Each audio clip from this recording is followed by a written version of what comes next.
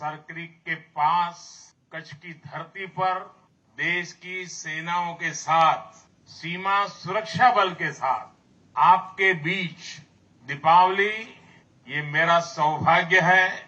आप सभी को दीपावली की बहुत बहुत बधाई। जब मैं दीपावली का पर्व आप लोगों के बीच मनाता हूं तो मेरी दीपावली की मिठास कई गुना बढ़ जाती है। और इस बार तो ये दीपावली भी बहुत खास है। आपको लगेगा हर दीपावली का अपना महत्व होता है, इस बार खास क्या है? खास है अयोध्या में प्रभु राम 500 साल बाद फिर से अपने भव्य मंदिर में विराजमान हुए हैं। मैं आप सभी को और मां भारती की सेवा में तैनात देश के हर जवान को दीपावली की हार्दिक शुभकामनाएं देता हूं। मेरी इन शुभकामनाओं में आपके प्रति 140 करोड़ देशवासियों का कृतज्ञ भाव भी शामिल है, उनका आभार भी शामिल है। साथियों, मातृभूमि की सेवा का ये अवसर बड़े सौभाग्य से मिलता है। ये सेवा आसान नहीं है। ये मातृभूमि को सर्वस्व मानने वाले मत वालों की साधना है।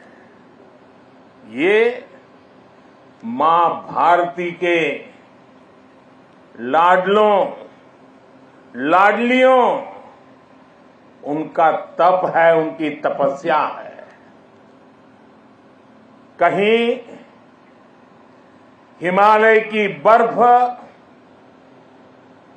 और ग्लेशियर का शून्य से नीचा तापमान, कहीं नसों को जमाने वाली ठंडी रातें, कहीं गर्मियों में तपता हुआ रण का रेगिस्तान, आग बरसता हुआ सूरज, कहीं धूल भरी रेतीली आंधियां,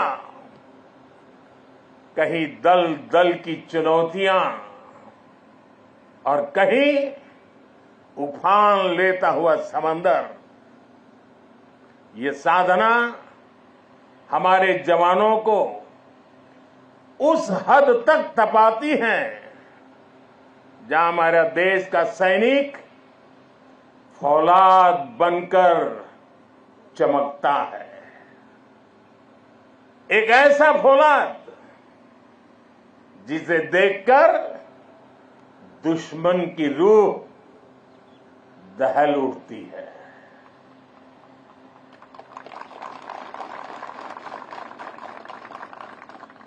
दुश्मन भी आपको देखकर सोचता है कि जो ऐसे क्रूरतम प्रहारों से विचलित नहीं हुआ,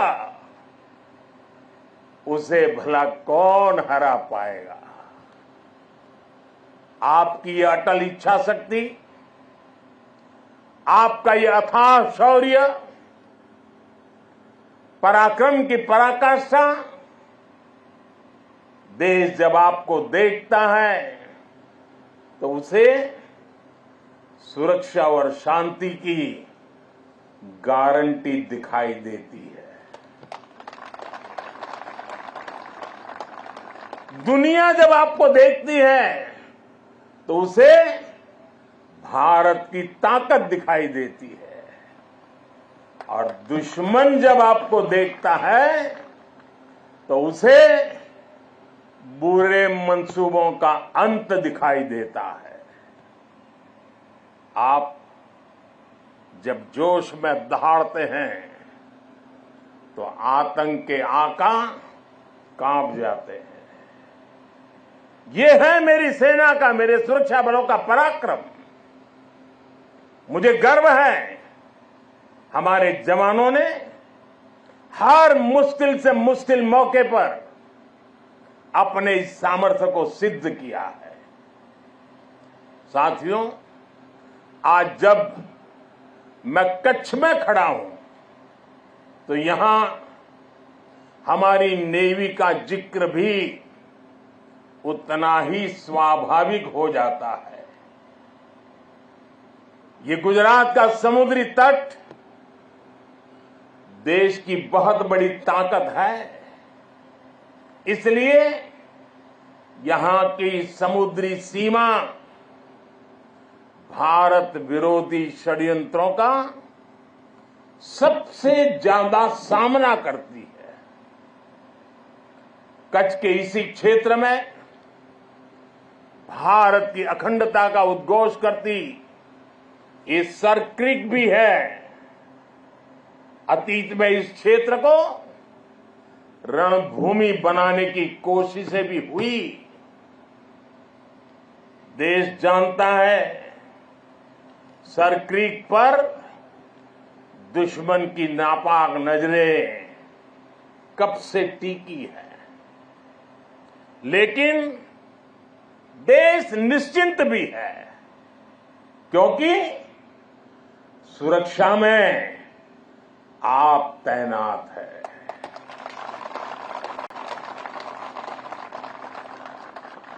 दुश्मन को भी पता है 1971 के युद्ध में किस तरह आपने मुंहतोड़ जवाब दिया था। इसलिए हमारी नेवी की मौजूदगी में सर क्रीक और कच्छ की तरफ अब कोई आंख उठाने की भी हिम्मत नहीं करता है। साथियों, आज देश में एक ऐसी सरकार है जो देश की सीमा के 1 इंच से भी समझौता नहीं कर सकती। एक समय था जब डिप्लोमेसी के नाम पर सर क्रीक को छल से हड़पने की पॉलिसी पर काम हो रहा था। मैंने तब गुजरात के मुख्यमंत्री के रूप में भी देश की आवाज को बुलंद किया था। और इस क्षेत्र में आज मैं पहली बार नहीं आया,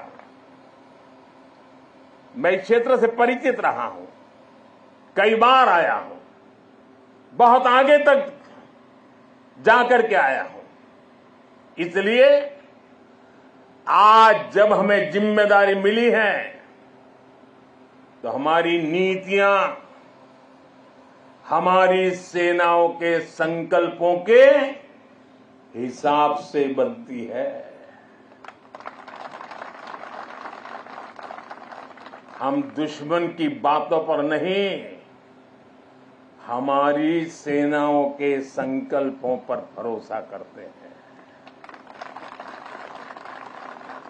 साथियों, 21वीं सदी की जरूरतों को देखते हुए आज हम अपनी सेनाओं को, हमारे सुरक्षा बलों को आधुनिक संसाधनों से लैस कर रहे हैं। हम हमारी सेनाओं को विश्व की सबसे आधुनिक मिलिट्री फोर्सेस की कतार में खड़ा कर रहे हैं। हमारे इन प्रयासों का आधार है रक्षा क्षेत्र में आत्मनिर्भर भारत। अभी कुछ ही दिन पहले यही गुजरात के वडोदरा में C295 फैक्ट्री का उद्घाटन हुआ है। आज विक्रांत जैसा made in India aircraft carrier देश के पास है। आज भारत में अपनी सबमरीन बनाई जा रही है। आज हमारा तेजस फाइटर प्लेन वायुसेना की ताकत बन रहा है। हमारा अपना 5th जनरेशन फाइटर एयरक्राफ्ट बनाने का काम भी शुरू हो चुका है। पहले भारत की पहचान हथियार मंगाने वाले देश की थी। आज भारत दुनिया के कितने ही देशों को डिफेंस उपकरण एक्सपोर्ट कर रहा है। पिछले 10 वर्षों में हमारा रक्षा निर्यात 30 गुना बढ़ गया है। साथियों, सरकार के इस विजन को सफल बनाने में हमारी सेनाओं और सैन्य बलों के सहयोग की भी बड़ी भूमिका है। हमारे सुरक्षा बलों की बहुत बड़ी भूमिका है। मैं देश की सेनाओं को, मैं देश के सुरक्षा बलों को बधाई दूंगा कि उन्होंने 5000 से अधिक सैन्य उपकरणों की लिस्ट बनाई है जो वो अब विदेश से नहीं खरीदेंगे। इससे सैन्य क्षेत्र में आत्मनिर्भर भारत अभियान को नई गति भी मिली है। साथियों, आज जब न्यू एज वॉरफेयर की बात होती है तो ड्रोन टेक्नोलॉजी उसका एक अहम टूल बन गई है। हम देख रहे हैं युद्ध में शामिल देश आज ड्रोन टेक्नोलॉजी का जमकर इस्तेमाल कर रहे हैं। ड्रोन से निगरानी हो रही है, ड्रोन से खुफिया जानकारी जुटाई जा रही है। किसी व्यक्ति या जगह की पहचान करने में ड्रोन का उपयोग हो रहा है। ड्रोन सामान पहुंचाने में मदद कर रहे हैं। ड्रोन का इस्तेमाल हथियार के रूप में भी हो रहा है। इतना ही नहीं, ड्रोन पारंपरिक एयर डिफेंस के लिए भी चुनौती बनकर के उभर रहा है। ऐसे में भारत भी ड्रोन टेक्नोलॉजी की मदद से अपनी सेनाओं को, अपने सुरक्षा बलों को सशक्त कर रहा है। सरकार आज 3 सेनाओं के उपयोग में आने वाले प्रीडेटर ड्रोन खरीद रही है।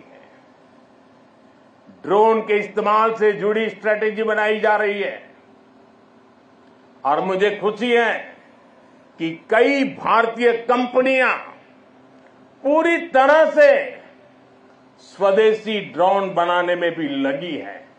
ढेर सारे स्टार्टअप मैदान में आए हैं। साथियों, आज युद्ध की प्रकृति बदल रही है। आज सुरक्षा के विषय भी नए नए पनपते जा रहे हैं। भविष्य की चुनौतियां और जटिल होंगी। इसलिए बहुत जरूरी है कि तीनों सेनाओं की क्षमताओं को, हमारे सुरक्षा बलों की क्षमताओं को एक दूसरे से जोड़ दिया जाए और खास करके हमारी तीनों सेनाओं के लिए उनका प्रदर्शन इस जोड़ने के प्रयास के कारण उनका सामर्थ्य कई गुना बेहतर हो जाएगा। और मैं कभी कभी कहता हूं कि एक आर्मी, एक एयरफोर्स और एक नेवी हमें एक नजर आते हैं, लेकिन उनका जब संयुक्त अभ्यास होता है तो एक एक एक नहीं 111 नजर आते हैं। सेनाओं के आधुनिकीकरण की इसी सोच के साथ chief of defence staff CDS की नियुक्ति की गई है। इसने देश की सेनाओं को मजबूत करने में बड़ी भूमिका निभाई। अब हम इंटीग्रेटेड थिएटर कमांड की दिशा में बढ़ रहे हैं। इंटीग्रेटेड थिएटर कमांड के लिए एक ऐसा मैकेनिज्म तैयार कर लिया गया है जिससे सेना के तीनों अंगों के बीच और बेहतर तालमेल होगा। साथियों, हमारा संकल्प है नेशन फर्स्ट, राष्ट्र प्रथम। राष्ट्र की शुरुआत उसकी सीमाओं से होती है। इसलिए बॉर्डर इंफ्रास्ट्रक्चर का विकास देश की सबसे बड़ी प्राथमिकताओं में है। बीआरओ ने 80,000 किलोमीटर से ज्यादा सड़क का निर्माण किया है। लद्दाख और अरुणाचल प्रदेश में भी रणनीतिक रूप से महत्वपूर्ण सड़कें बनाई गई है। पिछले 10 वर्षों में बीआरओ ने 400 के आसपास बड़े पुल बनाए हैं। आप जानते हैं, देश के सबसे दूर दराज के इलाकों में ऑल वेदर कनेक्टिविटी के लिए हमारी सेनाओं के लिए टनल कितनी महत्वपूर्ण है। इसलिए पिछले 10 वर्षों में अटल और सेला जैसी सामरिक महत्व की अनेकों बड़ी सुरंगों का निर्माण पूरा किया है। बीआरओ देश के अलग अलग हिस्सों में टनल बनाने के काम को तेज गति से पूरा कर रहा है। साथियों, हमने सीमावर्ती गांवों को आखिरी गांव मानने की सोच भी बदली है। आज हम उन्हें देश का प्रथम गांव कहते हैं। आखिरी गांव नहीं, वो प्रथम गांव है। वाइब्रेंट विलेज योजना के तहत देश के प्रथम गांवों का विकास किया जा रहा है। वाइब्रेंट विलेज यानी सीमा पर बसे ऐसे वाइब्रेंट गांव जहां वाइब्रेंट भारत के प्रथम दर्शन हो। हमारा देश का तो ये विशेष सौभाग्य है कि हमारे ज्यादातर सीमावर्ती इलाकों को प्रकृति ने विशेष आशीर्वाद दिया है। वहां पर्यटन की अपार संभावनाएं हैं। हमें उसे तराशना है, निखारना है। इसके जरिए इन गांवों में बसे नागरिकों का जीवन बेहतर होगा, उन्हें नए अवसर मिलेंगे। वाइब्रेंट विलेज अभियान के जरिए हम ये होता देख रहे हैं। आप ही के हैं आसपास के जो दूर दराज के आखिरी गांव कहे जाते थे, जो आज पहले गांव है, वहां सीवीड का काम आपकी नजरों के सामने तेजी से बढ़ रहा है। बहुत बड़ा आर्थिक नया एक क्षेत्र खुल रहा है। यहां मैंग्रोव के पीछे एक बड़ी ताकत हम लगा रहे हैं।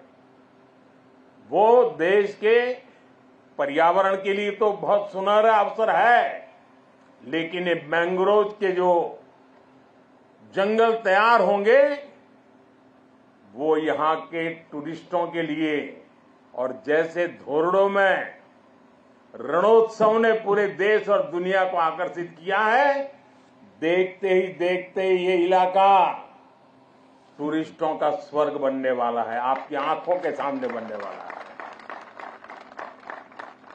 साथियों, इस विजन को आगे बढ़ाने के लिए हमारी सरकार के मंत्री भी सीमावर्ती वाइब्रेंट विलेज में जा रहे हैं। आज वो वाइब्रेंट विलेज में रुकते हैं जहां ज्यादा से ज्यादा समय बिताते हैं। ऐसे में देश के लोगों में भी इन गांवों को लेकर आकर्षण बढ़ रहा है, उत्सुकता बढ़ रही है। साथियों, राष्ट्रीय सुरक्षा के साथ एक और पहलू जुड़ा हुआ है जिसकी उतनी चर्चा नहीं होती। ये है बॉर्डर टूरिज्म, और इसमें हमारे कच्छ के पास अपार संभावनाएं हैं। इतनी समृद्ध विरासत, आकर्षण और आस्था के इतने अद्भुत केंद्र और प्रकृति की अद्भुत देन। गुजरात में कच्छ और खंभात की खाड़ी के मैंग्रोव फॉरेस्ट बहुत महत्वपूर्ण है। गुजरात के समुद्री तटों पर समुद्री जीवों और वनस्पतियों का पूरा इकोसिस्टम है। सरकार ने भी मैंग्रोव के जंगलों के विस्तार के लिए कई कदम उठाए हैं। पिछले वर्ष लॉन्च की गई मिस्टी योजना पर सरकार तेजी से काम कर रही है। साथियों, यूनेस्को वर्ल्ड हेरिटेज साइट में हमारा धोलावीरा ये भी शामिल है, और वो तो हमारे देश के हजारों साल के सामर्थ्य की पहचान है। धौलावीरा में सिंधु घाटी की सभ्यता के अवशेष बताते हैं कि हजारों वर्ष पूर्व वो शहर कितने व्यवस्थित तरीके से बसा हुआ था। यही गुजरात के समुद्र से थोड़ी दूरी पर लोथल जैसे व्यापारिक केंद्रों ने भी एक समय में भारत की समृद्धि के अध्याय लिखे। लखपत में गुरु नानक देव जी की चरण रज है। कच्छ का कोटेश्वर महादेव मंदिर हो, माता आशापुरा का मंदिर हो, काला डूंगर पहाड़ी पर भगवान दत्तात्रेय का साक्षात दर्शन होता हो, या फिर कच्छ का रण उत्सव या सर क्रीक को देखने का उत्साह। कच्छ के एक जिले में ही पर्यटन का इतना पोटेंशियल है कि टूरिस्ट को पूरा हफ्ता भी कम पड़ जाए। उत्तर गुजरात की सीमा पर नड़ाबेट में हमने देखा है कि कैसे बॉर्डर टूरिज्म लोगों में छाया हुआ है। हमें ऐसी ही संभावना को साकार करना है। जब ऐसे स्थानों पर देश के अलग अलग हिस्सों से पर्यटक आते हैं, वो भारत के वो दो हिस्से आपस में कनेक्ट हो जाते हैं। वो पर्यटक अपने साथ राष्ट्रीय एकता का प्रवाह लेकर आता है और राष्ट्रीय एकता की ऊर्जा लेकर जाता है, और यहां एक भारत श्रेष्ठ भारत की भावना को जीवंत कर देता है, अपने क्षेत्र में जाकर के भी कर देता है। यही भावना हमारी राष्ट्रीय सुरक्षा का मजबूत आधार तैयार करती है। इसलिए कच्छ और दूसरे सीमावर्ती इलाकों को हमें विकास के नए मुकाम तक लेकर जाना है। जब हमारे सीमावर्ती क्षेत्र विकसित होंगे, वहां सुविधाएं होंगी, तो इससे यहां तैनात हमारे जवानों का लाइफ एक्सपीरियंस भी बेहतर होगा। साथियों, हमारा राष्ट्र जीवंत चेतना है, जिसे हम मां भारती के रूप में पूजते हैं। हमारे जवानों के तप और त्याग के कारण ही आज देश सुरक्षित है, देशवासी सुरक्षित है। सुरक्षित राष्ट्र ही प्रगति कर सकते हैं। इसलिए आज जब हम विकसित भारत के लक्ष्य की ओर इतनी तेजी से बढ़ रहे हैं, तो इसमें आप सब इस स्वप्न के रक्षक हैं। आज हर देशवासी अपना 100% देकर राष्ट्र के विकास में अपना योगदान दे रहा है, क्योंकि उसे आप पर भरोसा है। मुझे विश्वास है आपका ये शौर्य इसी तरह भारत के विकास को बल देता रहेगा। इसी विश्वास के साथ आप सबको एक बार फिर दीपावली की हार्दिक शुभकामनाएं। आप सबका बहुत बहुत धन्यवाद। मेरे साथ बोले भारत माता की, भारत माता की, भारत माता की।